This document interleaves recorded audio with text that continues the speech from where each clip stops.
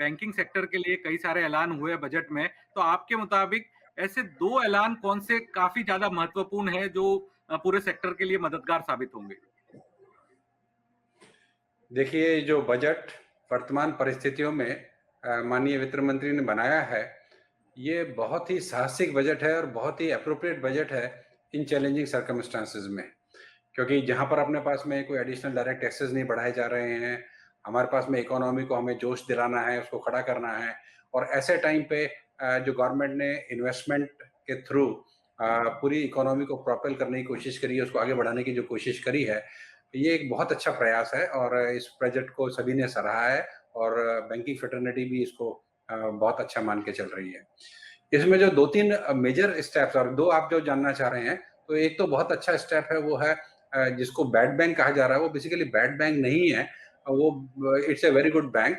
उसका पर्पज़ है जो 2 national level asset reconstruction company और एक नेशनल एसेट मैनेजमेंट कंपनी, तो इसका प्रस्ताव जो है आईबीए ने ही सरकार को भेजा था और हमने कहा था कि अगर हम इस तरह के 2 स्ट्रक्चर बनाते हैं, इस तरह के अनुभव विदेशों में भी कई देशों ने इसको जब जब उनके पास में आर्थिक स्थितियाँ थी, तो उन्होंने इसको अपनाया और इसका बहुत लाभ मिले हैं। इसके द्वारा क्या लाभ होगा कि आज एक जो कॉर्पोरेट है या आज कोई एक बड़ा बोरोवर है, उसको 20 बैंकों से डील करना है, वो स्ट्रेस के अंदर है और बैंकर्स को वो ये समझ में नहीं आ रहा है कि उसको कैसे सेटल करें क्योंकि 20 बैंकर हैं, वो एक साथ मिलकर डिसाइड नहीं कर पाते हैं। 10 बैंकर्स का अपना डिफरेंट व्यू होता है, 2 बैंकर्स का अपना डिफरेंट व्यू होता है।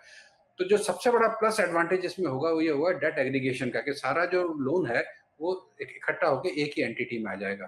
तो अगर आज कोई भी खरीदार है उसको मालूम है कि साहब इस एंटिटी में मुझे इन्वेस्टमेंट करना है या इस एंटिटी को मुझे परचेज करना है और मुझको सेलर सिर्फ एक आदमी से बात करनी है और उसको मैं इस एंटिटी को एक्वायर कर सकता हूँ, तो काम काफी आसान होगा। तो जब किसी भी चीज का डिसीजन 20 लोगों के बजाय एक जना व्यक्ति के पास आ जाएगा, एक संस्था के पास आ जाएगा और एक्वायर करने वाले को भी यह मालूम होगा कि डायरेक्टली मेरे को एक ही संस्था से डील करना है और मुझे एसेट मिल जाएगा, तो इससे बहुत फास्टर रिजोल्यूशंस होंगे।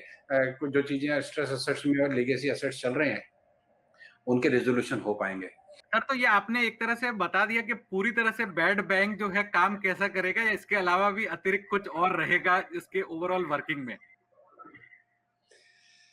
सो इसकी वर्किंग में और भी बहुत सारे एडवांटेजेस रहेंगे। जैसे इसके 3 पिलर्स हैं। One is national asset reconstruction company, दूसरा है नेशनल एसेट मैनेजमेंट कंपनी और तीसरा होगा अल्टरनेटिव इन्वेस्टमेंट फंड। तो आज हमारे इंस्टीट्यूशनल इन्वेस्टर्स जो आते हैं, अल्टरनेटिव इन्वेस्टमेंट फंड्स आते हैं, उनको इन्वेस्ट करने के लिए कोई रेडी एसेट्स अवेलेबल नहीं होते हैं।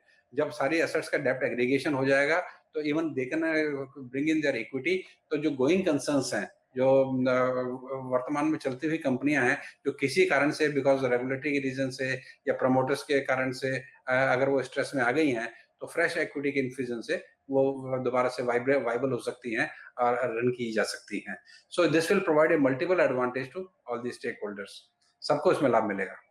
Yes sir. तो इसमें सर आप कह रहे हैं कि बैंकों का एनपीए कम हो जाएगा, बैंक एनपीए फ्री नहीं हो जाएंगे। देखिए साहब, एनपीए एक तो जैसे एक जीवन का चक्र होता है, तो जीवन भी होता है, मरण भी होता है, अस्वस्थता भी होती है। इसी तरह से लोन की भी एक लाइफ साइकिल होती है। लोन दिए जाते हैं, शुरू में अच्छे होते हैं, बीच में बहुत काफी अच्छे टाइम तक, जैसे आप जवानी में बिल्कुल स्वस्थ रहते हैं, फिर बीच में एक स्टेज आती है, आप बूढ़े हो जाते हैं, होने लगते हैं, कुछ बीमारियां आपको पकड़ लेती हैं। कभी कभी ऐसा भी होता है कि किसी की लाइफ बहुत लंबी होती है, किसी की लाइफ थोड़ी कम होती है। यही लाइफ साइकिल इंसान की है, वही लाइफ साइकिल एसेट की भी है। हर कंपनी की एक लाइफ साइकिल होती है, हर बिजनेस की एक लाइफ साइकिल होती है। तो कभी उसके उतार भी आता है, कभी उसमें चढ़ाव भी आता है। तो इसलिए एनपीए होना तो एक नॉर्मल बैंकिंग का प्रोसेस है। प्रक्रिया है। एनपीए काम बिल्कुल। प्रक्रिया है, तो ये तो होगा। तो एनपीए तो हुँ, पहले भी होते आए हैं, आगे भी होंगे। खाली ये होगा कि परसेंटेजेस, प्रोपोर्शन कितना है, वो एनपीए कितने हो रहे हैं। तो वो यस सर। प्रोपोर्शन अब चूंकि बैंकर्स ने they have learn their lessons in harder way, उन्होंने बहुत कुछ सीखा है इन सब चीजों के साथ चलते हुए। और सरकार ने भी जो आईबीसी का मैकेनिज्म किया है, तो प्रमोटर्स को हुँ, भी समझ में आया है कि फाइनेंशियल डिसिप्लिन रखना बहुत जरूरी है। अगर नहीं रखेंगे तो असेट उनके हाथ से जा सकता है। तो इन सब चीजों के चलते आने वाले टाइम में पूरे बैंकिंग इकोसिस्टम में, फाइनेंशियल इकोसिस्टम में डिसिप्लिन बढ़ेगा, अनुशासन हुँ, बढ़ेगा। जी। फाइनेंशियल डिफॉल्ट करने के लिए कोई भी आदमी आसानी से इच्छा नहीं करेगा, क्योंकि उसको मालूम होगा कि वो इंसॉल्वेंट हो सकता है, वो असेट उसके हाथ से जा सकता है। हुँ, इन हुँ, सब चीजों से आने वाले टाइम में एनपीएस के लेवल डेफिनेटली कम आएंगे। और वो तो आपने अभी भी देखा कि अगर कोरोना काल से पहले भी और भी वर्तमान में भी जो ग्रॉस एनपीए लेवल है हमारे घटे हैं लगातार, नेट एनपीए लेवल बिल्कुल, हमारे घटे हैं। बिल्कुल। तो ये सब चीज़ें दे रही हैं कि हमारी वित्तीय व्यवस्था मजबूत होती जा रही है। एनपीए कवरेज रेशियो बैंकों के 75% तक पहुँच चुके हैं।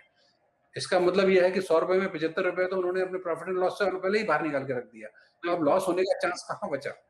Yes sir. 20-25% तो किसी एसेट का रियलाइज़ेशन होने की पूरी-पूरी संभावना रहती है। यस, आप काफ़ी ज़्यादा पॉज़िटिव साउंड कर रहे हैं सर। तो ये फ्रेमवर्क कब तक तैयार हो जाएगा? कब तक अमल में आ जाएगा? और मेन बड़ी बात है कि इसमें पूँजी डालेगा कौन? देखिए, ऐसा है कि इसके बारे में वित्त मंत्री जी ने इसको अनाउंस तो किया है बजट में, पर कोई कैपिटल का प्रावधान बजट में हमें दिखाई नहीं दिया है। हुँ, तो हुँ। जहाँ तक हम समझते हैं कि ये बैंकों द्वारा ही इसके अंदर पूँजी का निवेश किया जाएगा और हुँ, हुँ। उन बैंकों द्वारा पूँजी निवेश करना में भी उनको फ़ायदा है क्योंकि जो वो पूँजी जितनी वो निवेश करेंगे, उससे ज़्यादा का लाभ उनको मिल जाएगा। वो कैसे मैं हुँ, आपको एक हुँ। एग्ज़ाम्पल के तौर पे बताता हूँ। हुँ। कि आज अगर इस एसेट रिकंस्ट्रक्शन कंपनी को करीब 10,000 करोड़ की कैपिटल की रिक्वायरमेंट होती है और 10 हुँ। बैंक मिलके 1-1 हज़ार करोड़ रुपए की कैपिटल इसमें देते हैं। और अगर 10 बैंक मिलके 1-1 हज़ार करोड़ की कैपिटल देते हैं, 10,000 करोड़ की इसकी कैपिटल होती है, तो उससे अगर हम ये मान के चलें कि 15% जो एक एआरसी के अंदर मिनिमम रिक्वायरमेंट है कैश लाने की, तो 70,000 करोड़ का एसेट कोई भी एआरसी एक्वायर कर सकती है। जो नॉर्मल एआरसी का स्ट्रक्चर है। तो 70,000 करोड़ के असेट्स जो है ये एआरसी एक्वायर कर सकती है और ये मान के चलें कि वो जो असेट्स एक्वायर कर रहे हैं, उसमें मिनिमम 50% वैसे आज की तारीख में तो 75 से 100% तक बैंकों के पास में प्रोविजंस हैं। और हम ये मान के चलें कि मिनिमम 50% भी प्रोविजन है, तो मतलब टोटल जो उनकी बैलेंस शीट से बाहर निकलेगा वो कितना निकलेगा? 1,40,000 करोड़। तो 1,40,000 करोड़ के असेस असेट्स इन बैंकों की बैलेंस शीट से बाहर निकल जाएँगे। जब वो बाहर निकल जाएँगे तो डेफिनिटली उनका ग्रॉस एनपीए रेशियो कम हो जाएगा, उनका नेट एनपीए रेशियो कम हो जाएगा और उससे उनकी कैपिटल अनलॉक होगी। कैपिटल कैसे अनलॉक होगी? कि आज जो 1,40,000 करोड़ का एनपीए इन बैंकों में है, उसका रिस्क वेटेड एसेट होता है 150%, हुँ, हुँ। 150%। 150% का मतलब हो गया 2,10,000 करोड़ का वो रिस्क वेटेड एसेट है। हुँ। वैसे तो कैपिटल एजुकेशन 12% 13% है, पर मिनिमम अगर आप मिनिमम जो रिक्वायरमेंट है 9% की उसको भी मान के चलें, तो 2,10,000 करोड़ का 9% करीब 20,000 करोड़ हो जाता है। हुँ, हुँ। तो 20,000 करोड़ की कैपिटल की रिक्वायरमेंट इन बैंकों की कम हो जाएगी। हुँ। जस्ट एक 10,000 करोड़ की कैपिटल इन्वेस्ट करने से। तो एक तरह से उनको कैपिटल में कोई शॉर्टेज नहीं हो रही है, उनका कैपिटल गेन हो रही है क्योंकि बिकॉज़ देयर उनकी कैपिटल जो है इन एसेट्स को ट्रांसफर करने से अनलॉक होके आ रही है और हो सकता है कि जैसे अगर 100% प्रोविज़न कर रखा है और उस एसेट को 50% पे अगर ट्रांसफर किया जाता है एआरसी को, तो बाकी का जो 50% है, वो राइट बैक होके उनके पास में प्रॉफिट एंड लॉस में आ जाएगा, जिसे भी जो भी कैपिटल का फॉर्म बनेगा। So it is a win win situation जिसके अंदर बैंकों की बैलेंस शीट भी डी-स्ट्रेस होगी, उनका ग्रॉस एनपीए लेवल कम होंगे, उसके नेट एनपीए लेवल कम होंगे और उसके साथ-साथ उनका मार्केट वैल्यूएशंस भी बढ़ेगा। आज एक इन्वेस्टर क्या देखता है बैंक में? यही तो देखता है कि इसका ग्रॉस एनपीए बिल्कुल, कितना, नेट एनपीए कितना है। जब उनको बिल्कुल, मालूम बिल्कुल। चलेगा कि यार जो भी इनकी लेगेसी बुक है वो ऑलरेडी निकल चुकी है, इनकी साफ़ बुक्स हो में गई नहीं है। है, ऑटोमेटिकली उनका मार्केट वैल्यूएशंस बढ़ेंगे। So this is going to really improve the valuations of the banking system और ये this is going to be a very game positive changer. Step in the right direction. बहुत बहुत अच्छा प्रयास किया जा रहा है सरकार द्वारा। तो सर फिर भी इतना विन-विन सिचुएशन है, तो इसके बावजूद भी जो बैंकों की तरफ से सरकारी गारंटी की क्यों माँग की जा रही है? देखिए जो सरकारी गारंटी है उसके पीछे 2 एडवांटेज हैं। एक तो एडवांटेज ये है सबसे बड़ा इसके अंदर कि आज जो गारंटी है वो किस चीज़ के लिए दी जा रही है? वो गारंटी इसलिए दी जा रही है कि कोई भी एआरसी अगर होती है, तो उस हुँ, एआरसी के अंदर 15% जो है वो तो कैश अपफ्रंट वो लेके आती है और हुँ, हुँ, बाकी का जो 85% है उसकी सिक्योरिटी रिसीट्स इश्यू करती है। तो जो सिक्योरिटी रिसीट्स है, उसका रिडेम्पशन फ्यूचर में हो पाएगा या नहीं हो पाएगा, ये अनसर्टेनिटी रहती है। तो आरबीआई के प्रावधानों के हिसाब से उनके ऊपर प्रोविजनिंग की रिक्वायरमेंट हो सकती है। अगर उसके ऊपर प्रोविजनिंग की रिक्वायरमेंट होती है, तो बैंकों को उसको पूरा लाभ नहीं मिलता है क्योंकि उनको अगर एसेट बेचने के बाद भी उस पे प्रोविजनिंग करनी पड़ती है। हुँ, पर अगर सरकार उस सिक्योरिटी की रिडेम्पशन की गारंटी कर देती है, तो बैंकों की वो प्रोविजनिंग रिक्वायरमेंट कम हो जाएगी और उनकी बैलेंस शीट डिस्ट्रेस हो जाएगी क्योंकि वो उस एसेट से उनकी सारी चिंता खत्म हो गई क्योंकि वो एसेट वो national level asset reconstruction company को बेच चुके हैं और उनको अब फ्रेश प्रोविजनिंग की उस पे किसी कोई रिक्वायरमेंट नहीं रहेगी। अब रही बात सरकार की लायबिलिटी की, तो सरकार की लायबिलिटी इसलिए नहीं आएगी क्योंकि जो एसेट जिस इसके ऊपर ट्रांसफर किए जा रहे हैं, जैसे मैंने आपको बताया 75% तक ये एसेट्स के ऊपर ऑलरेडी बैंक प्रोविजंस कर चुके हैं। तो अगर वो इतना प्रोविजंस कर चुके हैं, तो कोई भी एसेट ऐसा मान के चलते हैं कि 20-25% रियलाइजेशन तो हर एसेट का होता है, जबकि पहले में आपने देखा होगा बड़े-बड़े अकाउंट जितने हैं, चाहे हिसार स्टील को देखिए, चाहे बिलानी सीमेंट को देखिए, तो 50%, 100%, 80% तक भी, मतलब बिलानी सीमेंट में तो मोर देन 100% भी रियलाइजेशन हुआ है। तो हुँ, ऐसा नहीं है कि एवरेज 25% भी रियलाइजेशन इन एसेट्स में नहीं आएगा, 25% से ज़्यादा ही आएगा। इसका मतलब अगर जिस एसेट का रियलाइजेशन 25% से ज़्यादा आ रहा है, उसकी सिक्योरिटी रिसीट ऑटोमेटिकली रिडीम हो जाएगी, गवर्नमेंट गारंटी इन्वेस्ट होने का चांसेस नेग्लिजिबल है। तो बिल्कुल। गवर्नमेंट गारंटी जरूर इश्यू करेगी, पर गवर्नमेंट के ऊपर वित्तीय लायबिलिटी नहीं आएगी, बट हाँ, हुँ, बैंकों की हुँ। प्रोविजनिंग रिक्वायरमेंट खत्म हो जाएगी। So it is also a positive, it's just a formulization of instrument, जिससे बैंकिंग सिस्टम से को भी लाभ मिलेगा और सरकार को भी कोई दिक्कत नहीं आएगी। Yes sir. सर अब डिपॉजिटर्स की तरफ रुख करते हैं, जो एक और बड़ा ऐलान हुआ है डीआईसीजीसी के नियमों का, तो उससे आपको क्या लगता है डिपॉजिटर्स का काफ़ी भला होने जा रहा है और एक ओवरऑल भरोसा तो है ही है बैंकिंग सिस्टम में और ज़्यादा बढ़ जाएगा? देखिए, अभी क्या है कि मतलब आप 2 चीज़ों की आपको तारीफ़ करनी पड़ेगी अपने इंडियन बैंकिंग सिस्टम में, कि इतने टाइम में भारतीय रिज़र्व बैंक हमारा जो है, उसने इतना प्रोएक्टिवली काम किया है कि कभी किसी बैंक को आसानी से फ़ेल नहीं होने दिया। बिल्कुल। जब भी कोई बैंक के बारे में उनको असेसमेंट हो गया कि यहाँ पे कोई प्रॉब्लम्स आ रही हैं, तो किसी ना किसी, कैसे घर कहते हैं ना, जैसे जॉइंट फैमिली का एक कॉन्सेप्ट होता है। एक जॉइंट फैमिली का क्या कॉन्सेप्ट होता है कि घर के बड़े-बूढ़े बैठे हैं और अगर कोई बड़ा भाई ज़्यादा कमा रहा है, छोटा भाई फेल भी हो गया, तो वो उसको सपोर्ट कर परिवार को लेता है, सँभाल उसके लिया हैंड, जाता है। तो परिवार में सँभाल लिया जाता है। तो वही कॉन्सेप्ट हमारी बैंकिंग में अभी तक चल रहा है। आप देखें कि कभी-कभी कोई छोटे बैंक जहाँ पे गलतियाँ भी हुई हैं, जैसे बैंक ऑफ राजस्थान में हुई तो उन्होंने आईसीआईसीआई बैंक को बोला कि इसको एक्वायर कर लें। जैसे बैंक ऑफ कनाडा, जिस जिस भी बैंक में हुई, आप you name any, global trust bank का हुआ, तो बिल्कुल। उसको ओरिएंटल बैंक ने एक्वायर कर लिया। तो कहीं न कहीं किसी न किसी बड़े बैंक ने आके उसकी हैंड होल्डिंग कर दी और डिपॉजिटर्स का एक पैसे का लॉस नहीं हुआ, चाहे वो इंश्योरेंस था या नहीं था, पर किसी डिपॉजिटर का मेजर इंटरेस्ट लॉस नहीं हुआ। इसके बाद अभी वर्तमान में क्या हुआ कि 2-3 बैंकों की पोजीशन ज़्यादा खराब हुई, जैसे PMC bank was one example. तो एक इन्वेस्टर्स को ये डर बैठा कि कहीं-कहीं ऐसा है कि आज हमारा अगर कोई भी बैंक फेल हो जाएगा, या येस बैंक में मॉरेटोरियम लगा, तो उनको लगा कि अगर हमारा बैंक फेल हो जाएगा, तो हमारा जो डिपॉज़िट है वो अनसिक्योर हो जाएगा, हमें पैसा नहीं मिलेगा।